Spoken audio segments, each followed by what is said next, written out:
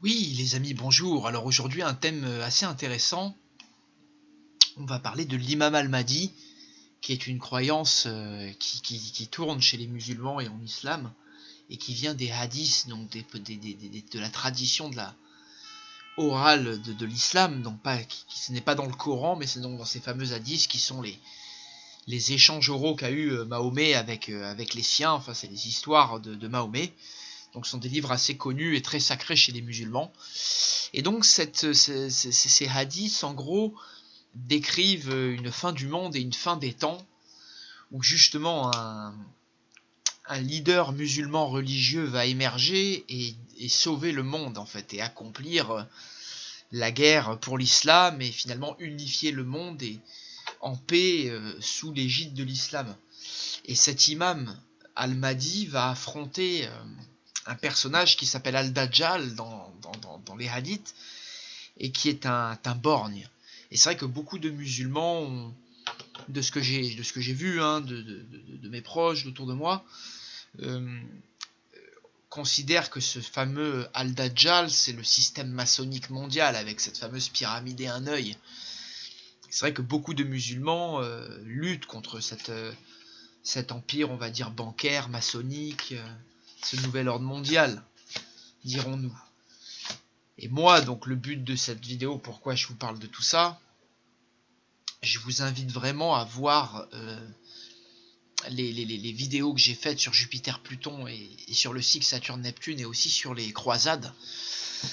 Et c'est vrai que je pense que il va y avoir, je pense, l'émergence peut-être d'un Mahdi ou d'un nouveau leader musulman avec une dimension peut-être très spirituelle autour de la conjonction Jupiter-Pluton de 2020, et peut-être jusqu'à même cette conjonction Saturne-Neptune qui arrivera entre mi-2025 et début 2026.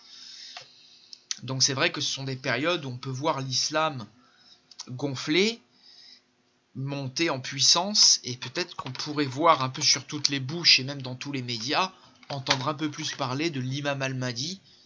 C'est vrai, c'est l'équivalent du Messie, hein, pour les musulmans, c'est vraiment un Messie qu'ils attendent. Pour eux, c'est une prophétie qui va se réaliser. Et ça serait intéressant parce que dans le monde occidental, on n'entend pas beaucoup parler de ce Mahdi, de ce Dajjal. Et c'est vrai que pour les musulmans, quand même, ceux qui étudient la religion, c'est quand même quelque chose qui revient. Et rappelez-vous de la croisade, j'ai fait une vidéo sur les croisades et j'ai parlé de l'amas de planètes Jupiter, Saturne, Pluton qu'il y a eu en taureau à l'opposé de Neptune en 1147, lors de la seconde croisade. Lors des secondes croisades. Et c'est vrai qu'on retrouve un peu cette configuration sur 2020. On a un paquet de planètes, donc Jupiter, Saturne, Pluton, les mêmes, en Capricorne, qui sont en contact avec Neptune. Il y a un sextile qui lui sera en Poisson.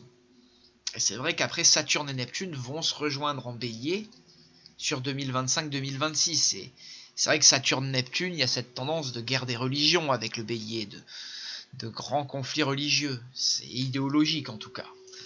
Et c'est vrai qu'on a la Chine face aux USA, on a un islam très fort qui arrive sur ces années, donc c'est vrai que ces dates vont être importantes à surveiller.